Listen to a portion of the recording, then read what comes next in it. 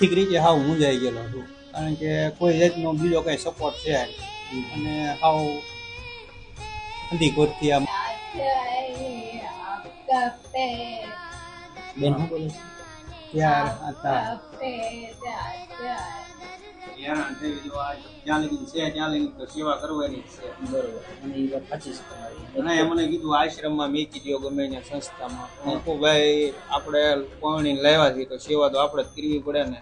જય લગ્ન મિત્રો, અત્યારે આપણે ભાવનગર શહેરમાં આવ્યા છીએ અને ભાવનગર શહેરની અંદર એક દંપતી પરિવાર રહે છે, જેમાં કેતનભાઈ છે અને એમના ધર્મપત્ની છે. હવે બેનને પાછલા 5 વર્ષથી માનસિક બીમારી છે, પ્રોબ્લેમ છે. અને કેતનભાઈ એકલા, કેમ કે કેતનભાઈને આગળ પાછળ કોઈ છે નહીં, મમ્મી પપ્પા કાકા કુટુંબ પરિવાર કોઈ એમને મદદ કરતું નથી. અને કેતનભાઈના મમ્મી અને પપ્પા પણ ગુજરી ગયા છે, માટે કેતનભાઈ હવે એકલા બેનનું આચવણી કરે છે અને પોતે વેલ્ડિંગનું કામ કરે છે. 200-500 રૂપિયા જે એક દિવસની કમાણી થાય એમાંથી ખાવા પીવાનું અને બેનનો દવાનો ખર્ચ ને બધું એકલા ઉઠાવે છે. અને એમના માટે અલગધણી આશ્રમ રમા મંડળ અને નોંધારાનો આધાર ચેરિટેબલ ટ્રસ્ટના સાથેના સહયોગથી આપણે આ પરિવાર માટે કરિયાણું લાવ્યા છીએ. અને આપણી પાસે આવા 300 થી વધારે પરિવાર છે કે જેમને આપણે કરિયાણું પૂરું પાડીએ છીએ.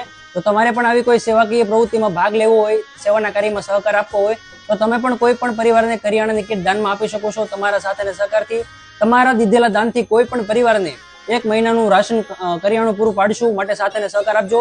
અને સાથેને સહકાર ન આપી શકો તો આપણા વિડીયોને વધુમાં વધુ શેર કરજો, કારણ કે તમારું શેર કરેલું પણ કોઈ પરિવારને 1 મહિનાનું રાશન પાણી પૂરું પાડી શકે છે.